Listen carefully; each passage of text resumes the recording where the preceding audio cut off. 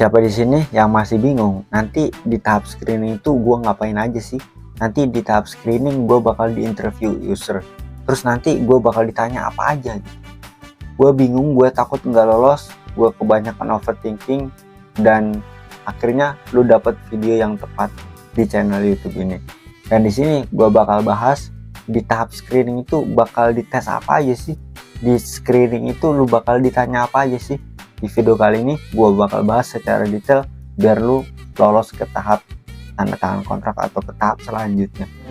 Sebelum kita mulai ke pembahasannya, jangan lupa lu subscribe dulu biar gue bisa ngasih informasi jauh lebih detail biar lu lolos ke tahap selanjutnya. Nah, disclaimer dulu, ini tuh sesuai dengan apa yang pernah gue alami di beberapa bulan yang lalu atau di pas gue daftar di PT Prima Food. Kalau misalkan di akhir-akhir ini atau di sekarang ini berbeda dengan apa yang gue sampaikan saat ini, mungkin ada perubahan dari pihak PT-nya atau dari setiap HRD, itu pasti akan ada perbedaannya.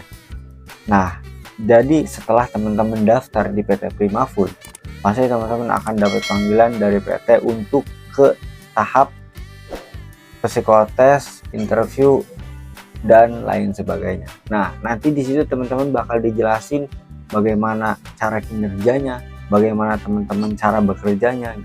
Nah, setelah itu teman-teman bakal diinterview, setelah itu teman-teman bakal melanjut ke psikotesnya.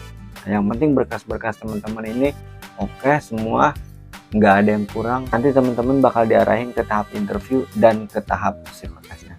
Nah, setelah itu teman-teman akan menunggu pengumuman apakah teman-teman diterima atau lolos untuk ke tahap screening atau ke tahap selanjutnya, yaitu tahap screening. Nanti teman-teman bakal ada nama-nama yang bakal lolos itu.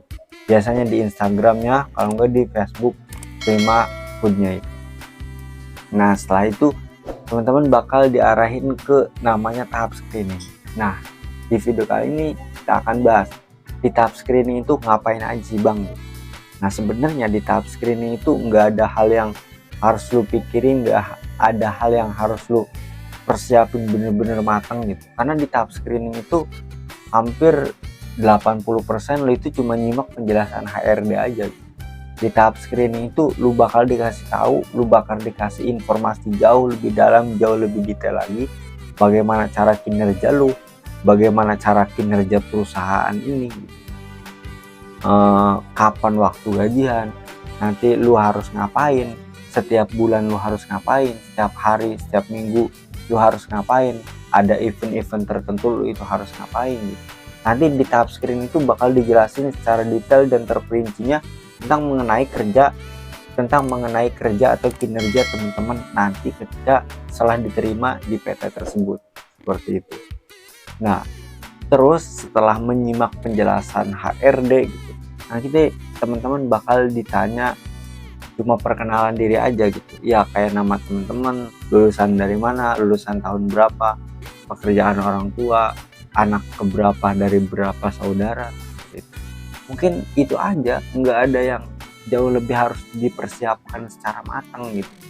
Yang penting berkas-berkas sama atribut teman-teman itu harus bener-bener oke gitu, sesuai prosedur yang HRD bilang untuk lanjut ke tahap screening itu.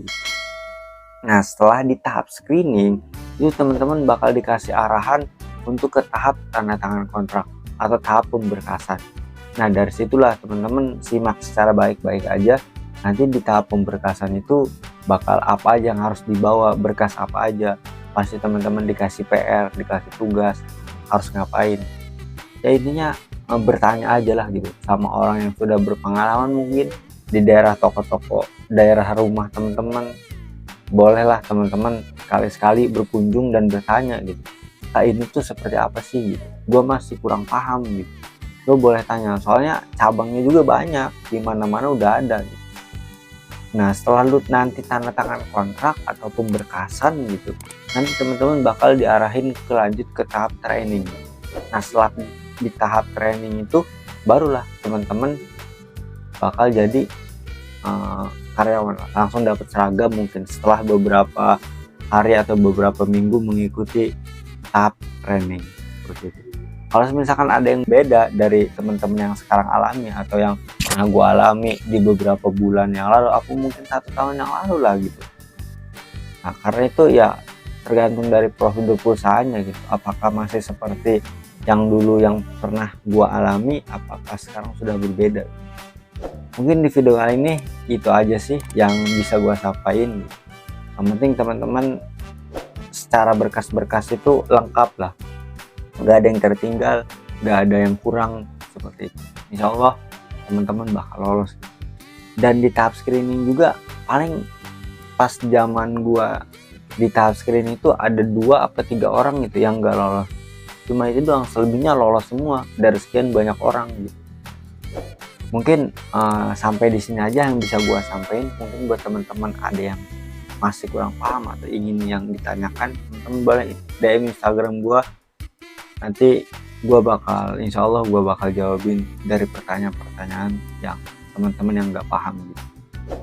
Jangan lupa like, komen, dan subscribe, karena di channel ini gue selalu berbagi hal yang bermanfaat. Bye, see you next video.